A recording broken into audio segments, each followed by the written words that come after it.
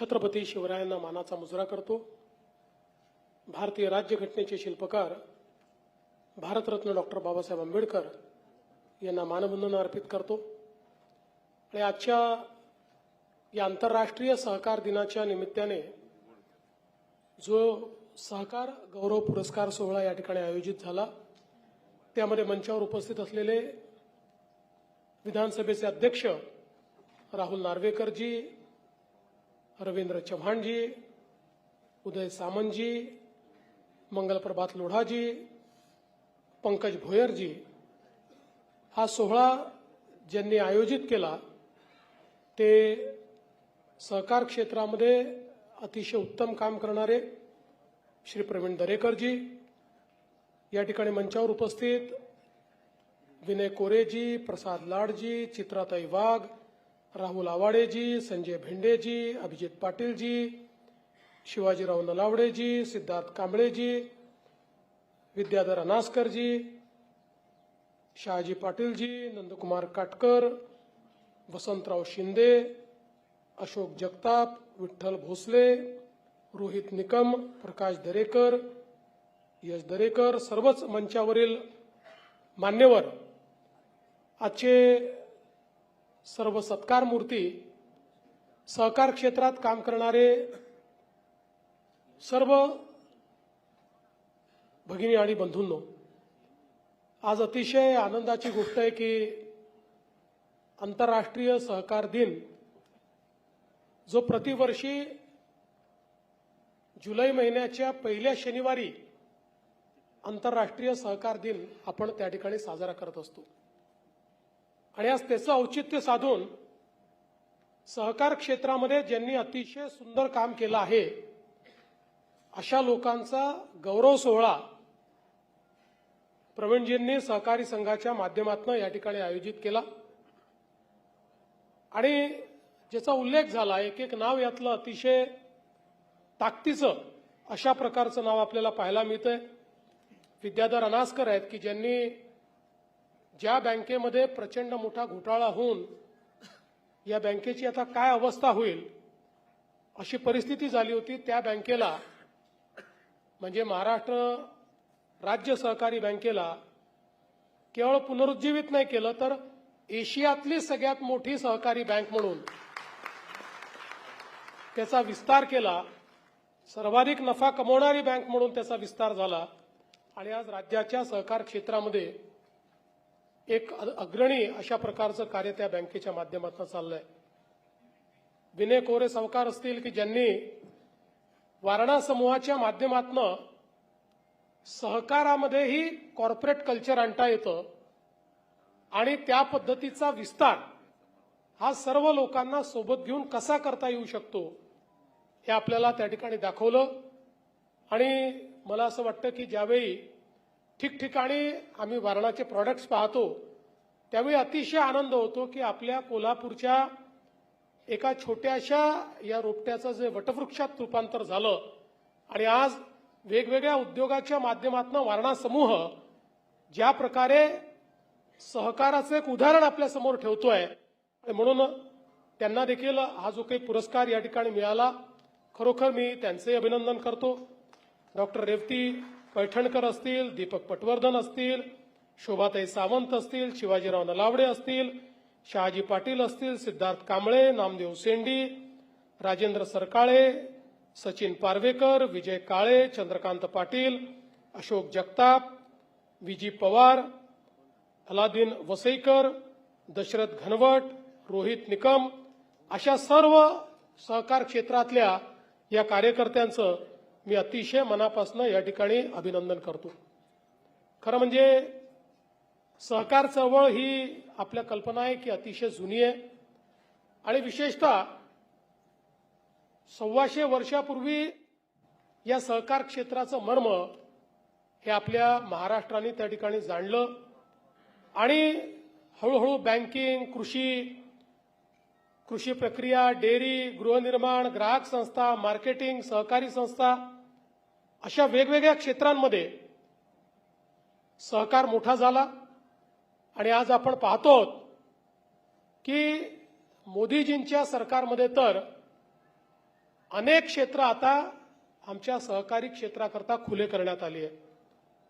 पण मुळामध्ये जर आपल्याला याचं मूळ बघायचं असेल तर 1875 साली ज्याला दख्खनची दंगल म्हटलं गेलं, की ज्या काळामध्ये सावकारांना त्रासलेले शेतकरी, सावकारांच्या जाळ्यात अडकलेले शेतकरी, की जे शेतकरी सावकारांकडनं कर्ज घ्यायचे आणि कर्ज घेतल्यानंतर आपली जमीनही गमावून बसायची आणि अनेक वेळा 2-2, 3-3 पिढ्या त्या सावकाराकडे चाकरी करायची, अशा पद्धतीची ज्यावेळेस व्यवस्था होती त्यावेळी पुणे आणि अहिल्यानगर जिल्ह्यामध्ये एक मोठा उठाव झाला आणि त्याला दख्खनची दंगल म्हणतात. त्यातनं सावकारीवर मोठा प्रहार हा जनउठावातनं झाला आणि ब्रिटिशांनी त्याची दखल घेऊन त्याच्यावर एक कमिशन तयार केलं आणि या कमिशनने जो रिपोर्ट दिला त्या रिपोर्टमध्ये सांगितलं होतं की शेतकऱ्यांना सावकाराच्या जोखडातनं बाहेर काढायचं असेल तर सहकाराची स्थापना केली पाहिजे आणि सहकाराच्या माध्यमातून त्या ठिकाणी ऋण देण्याची व्यवस्था ही उभी केली पाहिजे. आणि मग आपल्याला माहिती आहे पहिली सहकारी पतपेढी 1904 साली या ठिकाणी तयार झाली. पुढे वेगवेगळ्या प्रकारच्या, मगाशी तुम्ही असं म्हणालात उदयजी की आमच्या कोकणामध्ये सहकार त्या ठिकाणी रुजला नाही, पण पहिली ग्रामीण पतपेढी या महाराष्ट्रामध्ये सहकारातली जी सुरू झाली ती कणकवलीला सुरू झाली, कोकणामध्ये सुरू झाली. म्हणजे याची मुहूर्तमेढ ही कोकणाने केलेली आहे. त्यामुळे स्कोप खूप आहे, काळजी करू नका. आणि मगाशी तुम्ही सांगितल्यानंतर तुम्ही उद्योगमंत्री म्हणून उत्तम काम करताय, पण तुमची इच्छा बघता शिंदे साहेबांची बोलून तुम्हाला सहकार विभाग द्यावा का, असा एक विचार माझ्या डोक्यात आला. म्हणजे पण मला असं वाटतं की मोठ्या प्रमाणात त्यानंतर भारतामध्ये सहकार सुरू झाला. सर्वात मोठी आपली शिखर बँक जी आहे ती 1911 मध्ये या ठिकाणी स्थापन झाली. सर्वात जुनी आणि मल्टी शेड्यूल बँक सहकारी बँक 1906 मध्ये पुण्यामध्ये स्थापन करण्यात आली. आणि हळूहळू आपल्याला माहिती आहे की वेगवेगळ्या प्रकारचे कायदे हे त्या ठिकाणी तयार झाले. कॉपरेटिव्ह सोसायटीज ऍक्ट 1925 साली तयार झाला.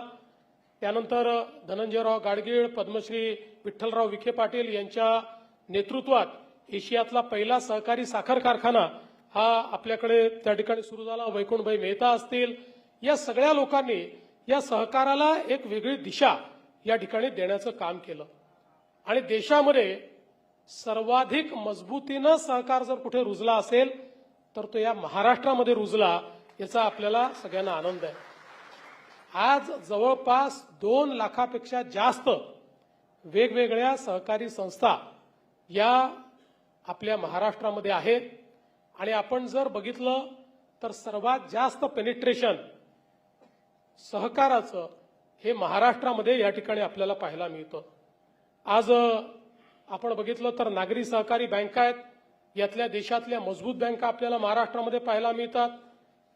आणि तशातच मला या गोष्टीचा आनंद आहे की आपला महाराष्ट्र राज्य सहकारी संघ, ज्याला आता 107 वर्ष या ठिकाणी झाली, ही मोठी उज्ज्वल परंपरा असलेला हा संघ आणि या संघाच्या माध्यमातून देखील आज आमच्या प्रवीणजी दरेकरांनी अतिशय उत्तम काम सुरू केलेलं आहे.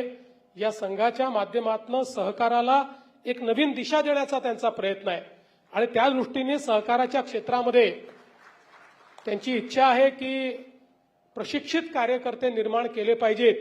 आणि त्याकरता जो काही पूर्वी निधी मिळायचा तो बंद झालेला आहे, तो शिक्षण निधी सुरू झाला पाहिजे. निश्चितपणे प्रवीणजी येत्या महिन्याभरामध्ये याचा निर्णय आपण घेऊ आणि एक चांगलं काम या ठिकाणी पूर्ण करू. आणि सहकारी महाराष्ट्र हे मासिक पुन्हा तुम्ही सुरू केलं, 67 वर्षाचा याचा देखील इतिहास आहे.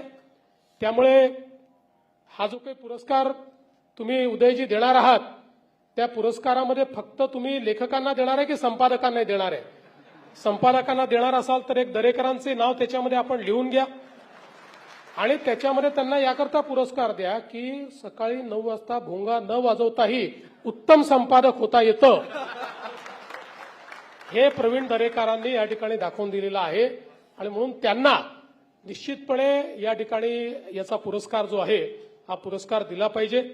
आज खरं तर मला याही गोष्टीचा आनंद आहे की 5 वर्षापूर्वी 6 जुलै 2021ला देशाचे प्रधानमंत्री माननीय नरेंद्र मोदीजी यांनी पहिल्यांदा या सहकारी चळवळीचं त्या ठिकाणी जे काही त्याची ताकद आहे, शक्ती आहे ती ओळखली आणि देशामध्ये इतक्या वर्षानंतर पहिल्यांदा स्वतंत्र असं सहकार मंत्रालय मोदीजींनी तयार केलं. पूर्वीच्या काळामध्ये मला आठवतं त्यापूर्वीही अनेक वेळा आम्ही वेगवेगळ्या प्रकारे ज्यावेळी एखादं शिष्टमंडळ घेऊन केंद्र सरकारमध्ये जायचो आणि केंद्र सरकारमध्ये पूर्वीच्या काळामध्ये अनेक मंत्र्यांना भेटायचो किंवा विशेषतः कृषी मंत्रालयाच्या अंतर्गत याचं बरंच कामकाज चालायचं. तर अनेक वेळा तिथल्या सचिवांकडनं आम्हाला ऐकायला मिळायचं कि इसमें कोई बहुत होगा ऐसा आप मत समझिए, तुम्हारा ये जो कॉपरेटिव है ये 4-5 राज्यों का है, 5 स्टेट से ज्यादा भाई साहब इसका कुछ नहीं है, इसलिए इसके ऊपर यहाँ कोई निर्णय होगा ऐसा आप मत समझिए. अशा प्रकारे केंद्राची भूमिका ही एक प्रकारची सहकाराच्या संदर्भात ठीक आहे, चाललाय तर चालू द्या, पण आपल्याला काही घेणं देणं नाहीये अशा प्रकारची होती. पण या सहकाराची खरी ताकद मोदीजींनी ओळखली आणि या ठिकाणी एक वेगळं सहकार मंत्रालय केलं.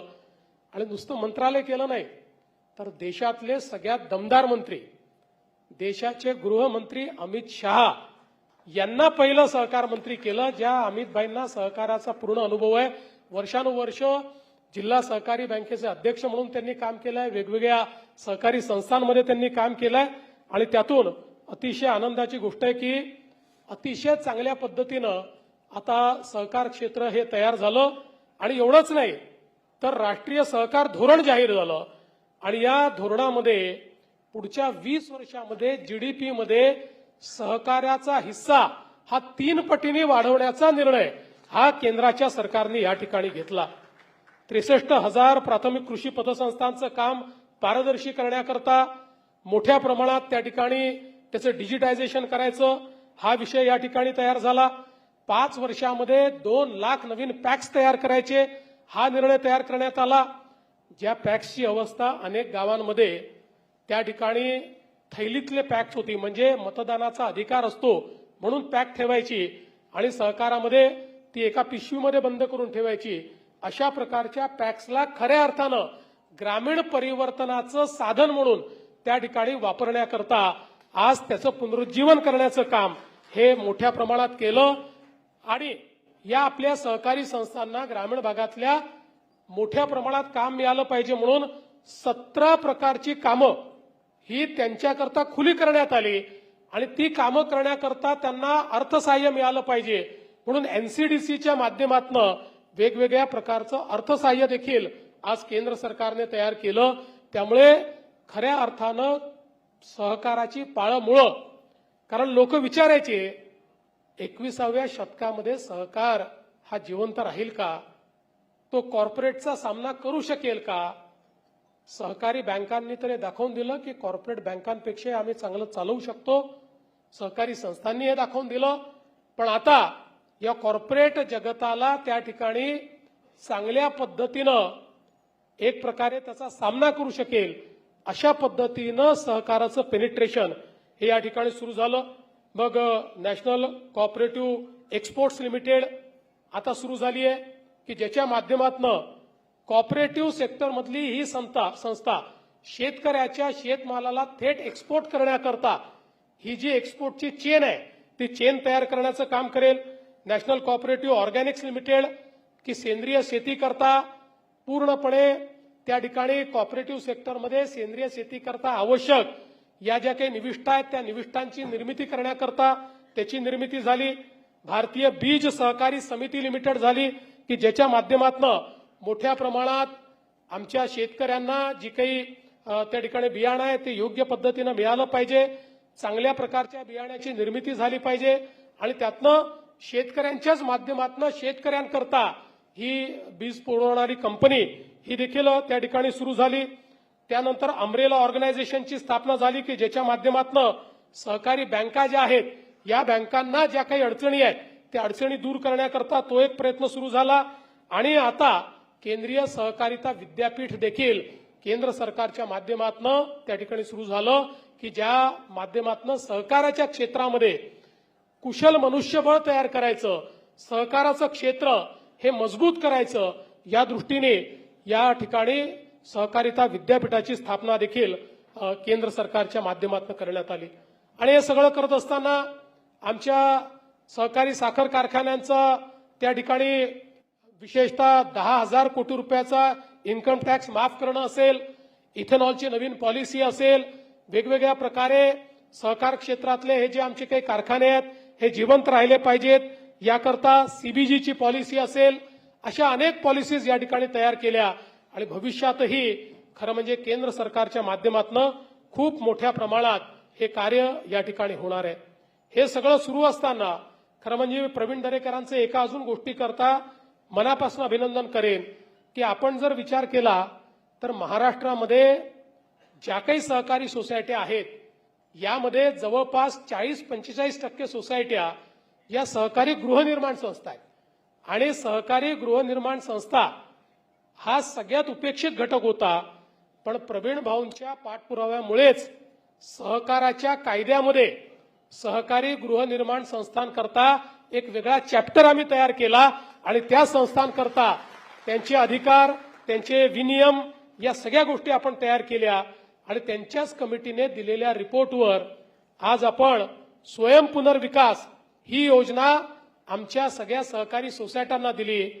मी ज्यावेळेस त्यांच्या माध्यमातून ज्या काही सोसायट्या उभ्या राहिल्या आहेत त्यातल्या काही इमारती पाहायला गेलो त्यावेळी त्याचे जे ग्राहक होते किंवा त्या ठिकाणी त्या संस्थेचे सभासद होते त्यांच्या चेहऱ्यावरचा जो आनंद होता, 400 चौरस फुटामध्ये राहणारा 1000 चौरस फुटामध्ये राहायला गेला, हे स्वयंपुनर्विकासाने घडवून दाखवलं.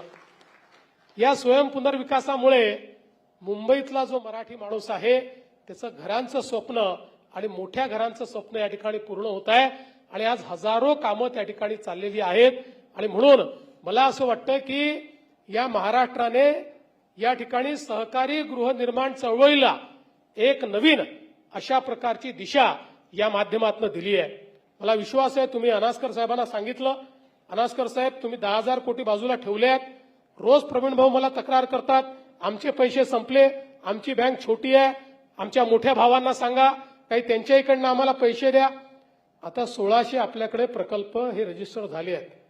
आणि तुम्ही तर इतके हुशार आहात की तुम्ही बरोबर पडताळून बँकेचा फायदा कुठे हेच पाहता. तुम्ही कधी नुकसानीत जात नाही. नुकसानात जाताना तुम्हाला मी पाहिलं नाही. नाही कधीच ते जात नाही. पण ही तर असं फायनान्सिंग आहे की जन्मात थकत नाही. म्हणजे याच्यापेक्षा चांगलं फायनान्सिंगच नाही. इतके प्रामाणिक लोक आहेत हे सगळे की पैसा परत करतात. त्यामुळे आता तुम्ही किमान 1000 जे काही आपल्याकडे पेंडिंग संस्था आहेत त्या संस्थांना, सहकारी गृहनिर्माण संस्थांना त्या ठिकाणी मदत करा.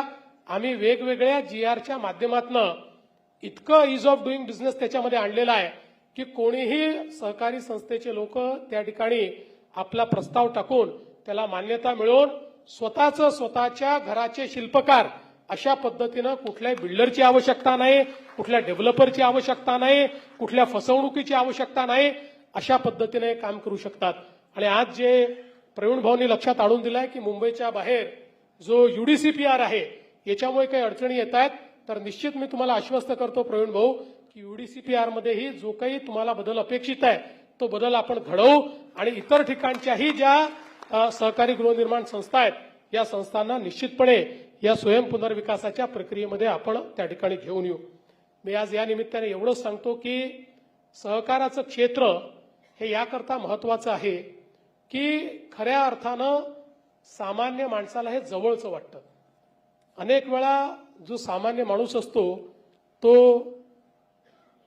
कॉर्पोरेट जगताने इंटिमिडेट होतो. कॉर्पोरेट जगताशी त्याला एखाद्या कॉर्पोरेट बँकेत जायचं आहे, एखाद्या मोठ्या बँकेत जायचं आहे, त्यापेक्षा त्याला आपली गावातली पतपेढी बरोबर वाटते. त्याला वाटतं आपली लोक बसलेली आहेत, ही मंडळी माझ्याकरता काहीतरी करतील, ही मंडळी मला मदत करतील, मला या ठिकाणी सन्मान मिळेल. आणि सगळ्यात महत्वाचं काही असेल तर जगाच्या इतिहासामध्ये ज्या ठिकाणी वेगवेगळ्या पद्धतीचं त्या ज्याला फायनान्शियल पेनिट्रेशन म्हणतो, हे ज्या ज्या ठिकाणी फायनान्शियल पेनिट्रेशन झालं त्याच ठिकाणी विकास घडलाय. विकास घडवायचा असेल तर फायनान्शियल पेनिट्रेशन हे फार महत्वाचं असतं आणि ते फायनान्शियल पेनिट्रेशन करण्याची ताकद जर कोणाची असेल तर ती केवळ आपल्या सहकारी संस्थांची आहे. आज आपण बघतो की महाराष्ट्रामध्ये शेवटच्या शेतकऱ्याला, छोट्यातल्या छोट्या शेतकऱ्याला कर्ज जर कोणी देत असेल तर आपल्या जिल्हा सहकारी बँका देतात. आज अनेक ठिकाणी जिल्हा सहकारी बँका मेल्या. दुर्दैवाने जो काही सहकारात घोळ झाला त्यात त्या मेल्या. त्या ठिकाणी कर्ज देण्याची जबाबदारी ही कमर्शियल बँक आणि शेड्यूल्ड बँक आणि आपल्या ज्या नॅशनलाइज बँक आहेत या बँकांना आली. पण आपण महाराष्ट्रामध्ये कर्ज कोणाला किती मिळतं हे जर बघितलं, ज्या ठिकाणी सहकारी बँका आहेत, जिल्हा सहकारी बँका आहेत, त्या ठिकाणची शेतकऱ्यांना सर्वाधिक कर्ज मिळतं. आणि ज्या ठिकाणच्या बँका मेल्या, नागपूर असेल, वर्धा असेल, काही प्रमाणात बुलढाणा असेल, या ठिकाणी मात्र कर्ज मिळणारे शेतकऱ्यांची संख्या ही 50% आली. कारण मला असं वाटतं की सहकार क्षेत्रामध्ये सहकारी बँकांचे जे आपले डायरेक्टर असतात यांना पुन्हा निवडून यावं लागतं, त्यांना जनतेत जावं लागतं, त्यांना लोकशाही प्रक्रियेत राहावं लागतं. त्यामुळे त्यांना जनतेशी जुळून राहावं लागतं. म्हणून त्यांना हा जो शेवटचा माझा छोटा शेतकरी आहे या शेतकऱ्याशी आपली बांधिलकी राहते. कमर्शियल बँकवाल्यांना, नॅशनलाइज बँकवाल्यांना ही कुठली बांधिलकी नाही.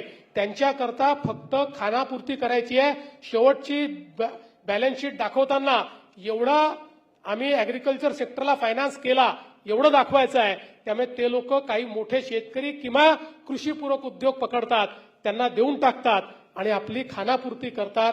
आणि म्हणूनच सहकार जिवंत राहायला पाहिजे, सहकार मोठा झाला पाहिजे आणि त्यासोबत सहकारामधली शिस्त ही देखील त्या ठिकाणी उत्तमपणे पाळली गेली पाहिजे. ज्यांनी शिस्त पाळली ते मोठे झाले, ज्यांनी शिस्त पाळली नाही त्यांनी स्वतःलाही बुडवलं, सहकारालाही बुडवलं आणि लोकांनाही बुडवलं. आणि म्हणून मला विश्वास आहे की पुढच्या काळामध्ये केंद्र सरकार आणि राज्य सरकार सहकाराच्या पाठीशी ताकदीनं उभे आहे. आपण सगळे लोक या सहकाराच्या क्षेत्राला समृद्ध करणारे लोक आहात. म्हणूनच आपल्याला या ठिकाणी पुरस्कार मिळाला आहे. आपल्यासारखे अजून अनेक लोक कसे तयार होतील हा प्रयत्न आपण या ठिकाणी करावा हीच आपल्याला विनंती करतो. आणि प्रवीणजी, आपण जे जे या ठिकाणी अपेक्षित केलेलं आहे ते सगळं आपण निश्चितपणे करू. या संदर्भात आपलं अधिवेशन संपल्याबरोबर एक बैठक देखील मी घेतो आणि त्या माध्यमातून हे सगळे निर्णय आपण निश्चितपणे करू हा विश्वास मी आपल्याला देतो आणि माझं बोलणं संपवतो. धन्यवाद. जय हिंद, जय महाराष्ट्र, जय सहकार. मला वाटतं आपण टाळ्यांचा गजर असाच सुरू ठेवूया, कारण येणाऱ्या काळामध्ये सहकार क्षेत्राला एक नवसंजीवनी मिळणार असं चित्र आपल्याला निश्चितपणे माननीय मुख्यमंत्री महोदयांच्या या संभाषणातून आपल्या डोळ्यासमोर साकारलं गेलं आहे. त्याच